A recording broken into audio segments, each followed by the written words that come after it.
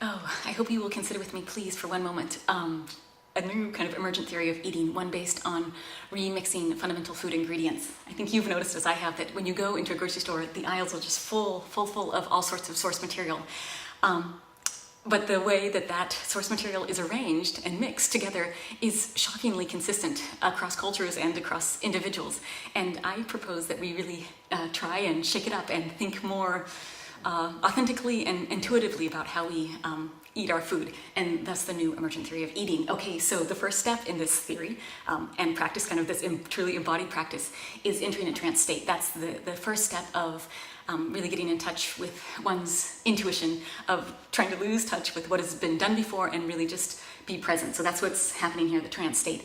Then once the trance state is entered, true and again authentic decisions can be made. And I do that sometimes just by caressing my hand over the object after I'm in the trance state, or with my foot to find the right thing for the right source material that I can mix with other source material.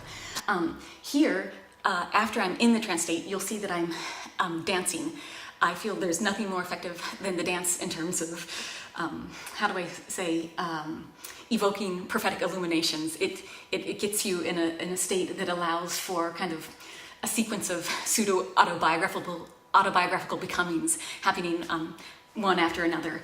When I'm in the dance, I try, actually before I enter the trance and then enter the dance, I try and give respect and appreciation to all the different flavors and textures in the market on the aisle, but then I just try and let go of my expectations. I try and avoid the language of the label and the salt content or the protein content or the fat content, and just go with the intuitive and just really trust. And again, the dance always so handy with trust.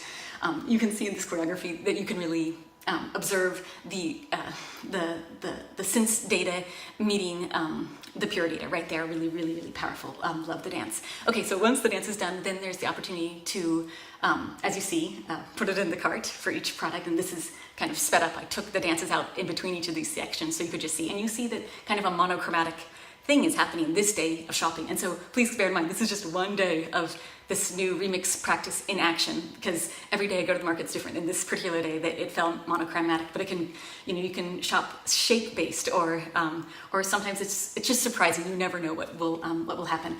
Okay, after shopping, then back home, measuring. That's always a nice step. William said so clearly that to measure is to intervene, and with food, with us all being so alienated from our food, the practice of measuring it is a way of being involved and knowing it and intervening with it, which is super cool. And again, using my intuition to say, ooh, I want this big or this long. Okay, now what you see happening is the arrangement of food on the plate. And you can see here that, again, as was foreshadowed in my shopping, that I went with monochromatic plates. Because I do agree that, as Allen Ginsberg said, the plate is an ideal place, a safe place for a kind of psychological spasm to occur and to do something that isn't often done. And you just don't see that stuff that much. And here you see that I'm back to separating. Sometimes you want an object, but it's like the mint chip ice cream is, the dark chips are embedded in the green, and you got to separate that same way with the egg whites. And it's worth it. And the red licorice nubs and the black licorice nubs to get truly monochromatic. It's all that effort and all those details are really, really, really worth it. Again, I think that the whole form content debate is pretty interesting in this context and this practice, this kind of daily embodied practice of how these things go together. And I see clearly that, I understand the science, the biochemistry, that we need large macro aggregated, molecules, big organic molecules with carbon for our bodies, that we can't eat dance or clay or paint. So we know that this is the media, the medium that we're working in, but what can we do with that? What can we do to shake it up, to shift? And I think that this kind of remix practice is going to really help with that. So again, to do long and skinny food, round food, Duchamp talked about the artist taking on the characteristics of the medium. This is something to think about if you're into being tall and skinny, and this whole attention to aesthetic, you can get in aesthetic shape truly when you do this kind of dietary remix of fundamental ingredients. And also you can get skinny sometimes. Some of these colors are pretty boom fast about pulling off the pounds. Not that everybody wants to do that, but if you're in the mood.